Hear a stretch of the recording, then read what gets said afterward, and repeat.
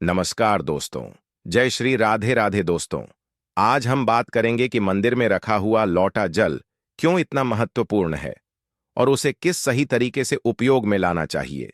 साथ ही हम यह भी जानेंगे कि मंदिर में लौटा किस धातु का होना चाहिए, क्या पीतल, तांबा या कुछ और। कई लोग इस बारे में अनजाने में गलतियां कर देते हैं और बाद में उन्हें पछताना पड़ता है। इस वीडियो में हम आपको बताएंगे कि इन गलतियों से कैसे बचे, क्योंकि इससे नुकसान हो सकता है। मंदिर में एक लोटा जल हमेशा सही तरीके से रखना चाहिए। अब बात करते हैं घर के दीपक की।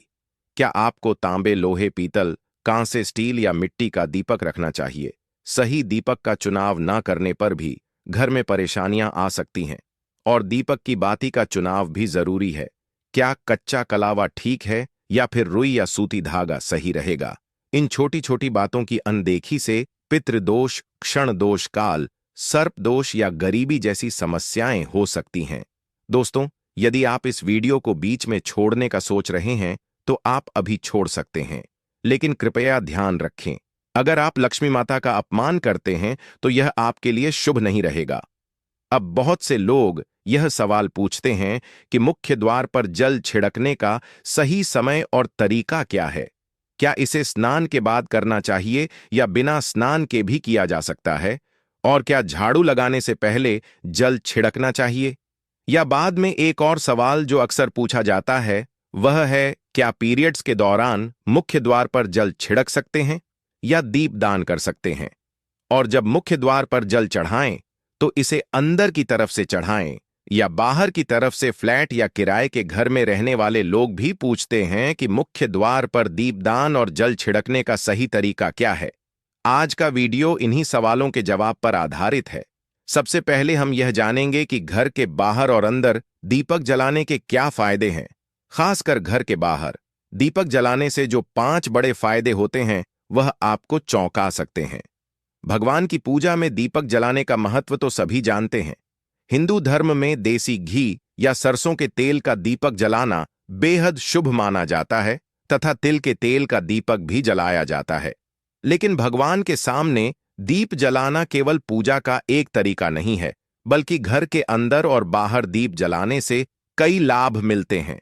दीपक जलाने से न केवल सकारात्मक ऊर्जा उत्पन्न होती है, बल्कि 5 बड़े फायदे भी मिलते हैं। तो आइए जानते हैं। नंबर 1, पृथ्वी से अंधकार दूर होता है। घर में दीपक जलाने से न केवल घर का अंधकार दूर होता है, बल्कि यह नकारात्मक ऊर्जा को भी घर से बाहर कर देता है। जहां दीपक जलता है वहां सकारात्मक ऊर्जा का वास होता है। स्वाभाविक है कि जहां सकारात्मक ऊर्जा होगी वहां भगवान का भी वास होगा। इसलिए शाम होने से पहले दीपक जलाना शुभ माना जाता है।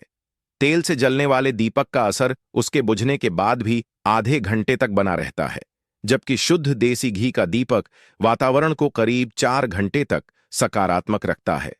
नंबर 2, दीपक जलाने का वैज्ञानिक लाभ। जब घर में शुद्ध घी या सरसों के तेल का दीपक जलता है तो उसके धुएं से घर के माहौल में सात्विकता आती है। यह धुआं हानिकारक कणों को नष्ट करता है और वातावरण को शुद्ध बनाता है। नंबर 3, सुख समृद्धि का वास। जिस घर में भगवान के सामने दीप जलाया जाता है वहां माता लक्ष्मी की कृपा बनी रहती है। ऐसे घर में सुख समृद्धि का वास होता है। दीपक को पूर्व दिशा में रखने से व्यक्ति दीर्घायु होता है और उत्तर दिशा में रखने से धन संपन्नता बढ़ती है। दीपक न केवल घर के अंधकार को दूर करता है, बल्कि हमारे जीव को भी प्रकाश की ओर ले जाता है। नंबर 4, बीमारियों को दूर भगाने में मदद। घर में दीपक जलाने से बीमारियां आसपास नहीं भटकती। परिवार के सभी सदस्यों को स्वास्थ्य लाभ मिलता है। खासकर अगर दीपक के साथ एक लौंग भी जला दी जाए तो इसका असर 2 गुना हो जाता है। यह त्वचा संबंधी बीमारियों को दूर करने में मदद करता है। नंबर 5, शुभ शक्तियों को आकर्षित करना। सनातन धर्म के अनुसार जिस घर में सुबह शाम दीप जलाया जाता है वहां कभी अंधकार नहीं होता। ऐसा घर शुभ शक्तियों को आकर्षित करता है। जलता हुआ दीपक शुभ शक्तियों को चुंबक की तरह खींचता है, जो घर के लिए अत्यंत लाभकारी होता है। तो दोस्तों, अब जानते हैं कि मुख्य द्वार पर जल छिड़कने का सही समय और विधि क्या है। अगर आप मुख्य द्वार पर जल चढ़ाते हैं तो आपको यह ध्यान रखना है कि जल को रात में सोने से पहले एक पात्र में भरकर रखना चाहिए। आप कोई भी पात्र ले सकते हैं, जैसे तांबे, पीतल, स्टील या चांदी का। यदि गंगा जल उपलब्ध हो तो उसे थोड़ी मात्रा में डालें और फिर शुद्ध जल से पात्र भर दें। अगर गंगा जल नहीं है तो केवल शुद्ध जल भी पर्याप्त है। इस जल से भरे पात्र को अपने घर की रसोई में रख दीजिए।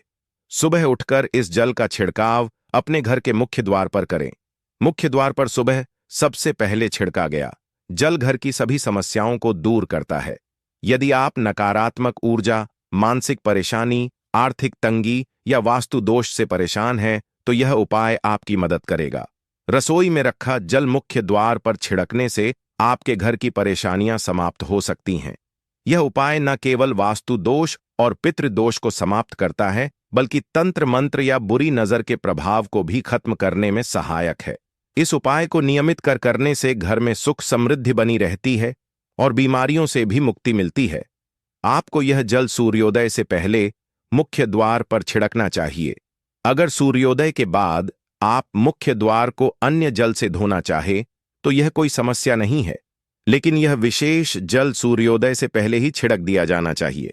अब कई लोग पूछते हैं कि क्या यह जल छिड़कने से पहले स्नान करना जरूरी है या बिना स्नान किए भी इसे किया जा सकता है।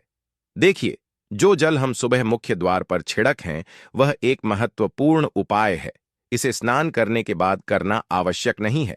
सुबह जल्दी उठे, सबसे पहले रसोई में जाएं और पहले से रखे जल को लेकर मुख्य द्वार पर जाएं। मुख्य द्वार खोलें और इस जल का छिड़काव करें।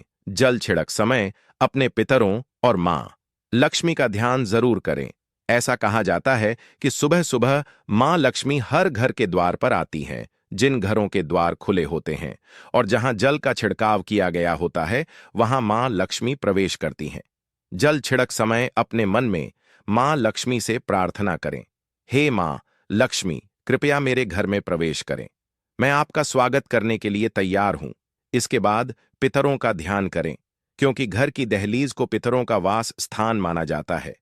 जब आप दहलीज पर जल छिड़क हैं तो पितर प्रसन्न होते हैं और उनका आशीर्वाद आपको मिलता है। स्नान करने की आवश्यकता नहीं है। आप बिना स्नान किए भी यह कार्य कर सकते हैं। अब आपके अगले प्रश्न की बात करें, क्या जल का छिड़काव झाड़ू लगाने के बाद करना चाहिए या पहले? इसका उत्तर यह है कि सुबह उठने के बाद सबसे पहला कार्य जल का छिड़काव करना चाहिए। इसके बाद आप झाड़ू लगा सकते हैं। सुबह उठते ही सबसे पहले बिस्तर पर बैठकर अपने दोनों हथेलियों को देखें और मां लक्ष्मी का ध्यान करें। यदि चाहे तो निम्न मंत्र का उच्चारण कर सकते हैं, कराग्रे वस्ते, लक्ष्मी कर मध्य, सरस्वती कर मूल्य, तु ब्रह्मा प्रभाते कर दर्शन। फिर दोनों हाथ जोड़कर देवी देवताओं को प्रणाम करें। इसके बाद हाथ से धरती को स्पर्श कर प्रणाम करें और धीरे से अपना दाहिना पांव जमीन पर रखें।